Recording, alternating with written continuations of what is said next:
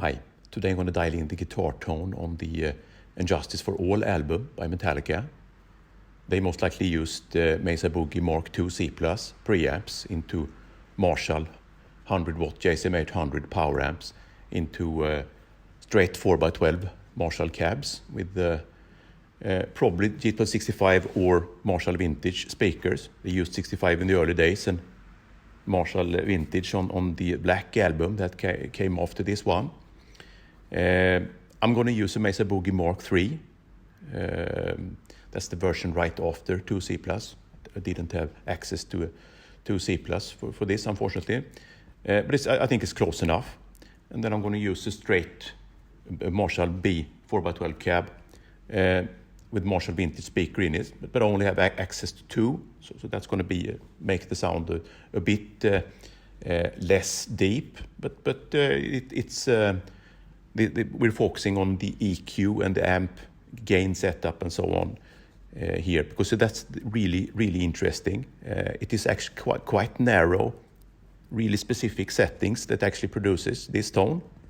So I'm going to dial it in now, and then I'm going to comment it afterwards. And we're going to do something else that is quite interesting too. I have a Marshall Superbass modded into the number 39 Sir Studios mod, used by Guns N' Roses and so on. I'm going to try to tweak that one into the Metallica sound and see how close we can get. And then I'm going to actually put post EQ on that too and see, can we get anywhere near the Metallica tone with that one? So check that out at the end too. All right, let's go.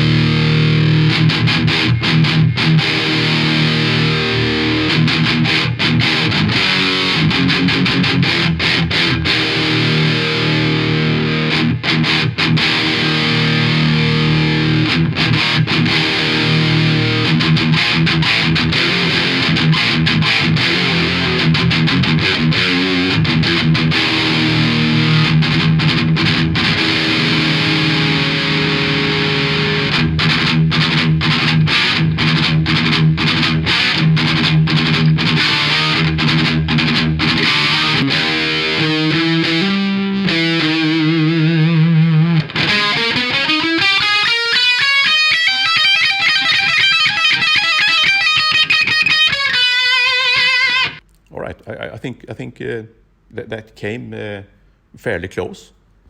I could have had more master volume because it was quite low here. I think I had it at 1 or 2 or something like that. So you could get a bit more gain if you pull it up more.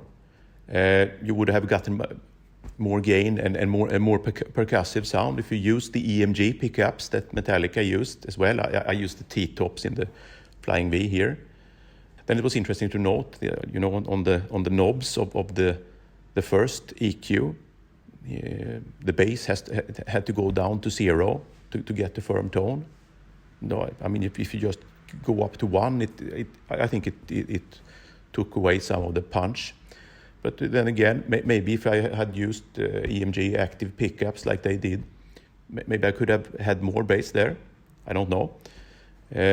Then it was interesting to note that you had to have a very specific amount of treble and mid to get enough gain here and to get the right quality of the sound, kind of 3 to 4, and anything above that was just not balanced. And it's really the graphical EQ is really powerful here. I did most powerful graphical EQ I've tried in any amp, so really impressive. All right, now I'm going to try to replicate this tone with the Sir Studios 39 Marshall as well. So first we're going to listen to a short riff with the Mesa, and then with the Marshall with the exact same setup. So I'm using the exact same mics and so on. Then I'm going to actually add the post EQ. You will see in the picture what kind of post EQ in Cubase that I add to try to make the Marshall sound as much as the Mesa as possible. And then we will listen to the Mesa again. Let's check it out.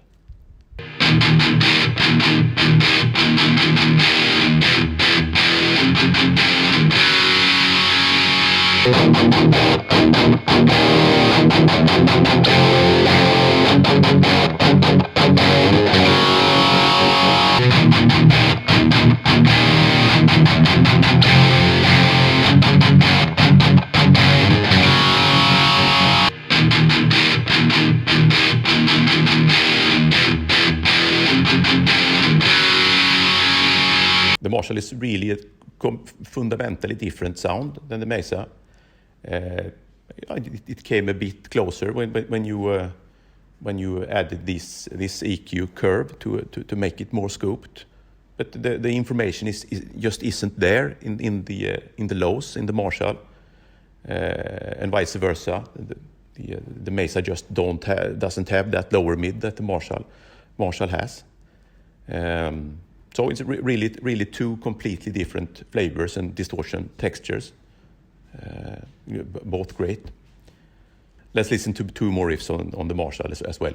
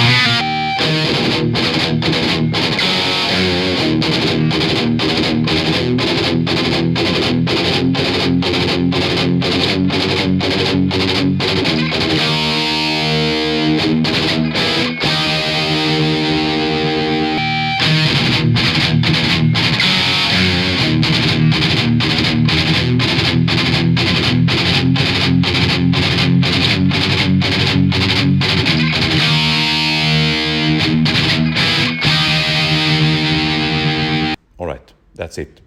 Let me know what you think in the comments now. Cheers.